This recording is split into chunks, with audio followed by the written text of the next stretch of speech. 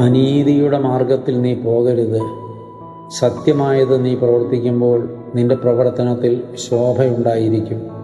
തോബീതിൻ്റെ പുസ്തകം 4-ാം അധ്യായം 6-ാം തിരുവചനം. ഇവിടെ വ്യക്തമായി ദൈവവചനം ഉപദേശിക്കുന്നത് കേൾക്കുക. അനീതിയുടെ മാർഗത്തിൽ പോകരുത്. ഇന്ന് അനേകം ആളുകൾ നീതികേടിൻ്റെ മാർഗം തിരഞ്ഞെടുത്തിരിക്കുകയാണ്. മാർഗം എന്നാൽ വഴി എന്നാണ് അതിൻ്റെ അർത്ഥം. അനീതിയുടെ വഴിയെ പോകരുത്.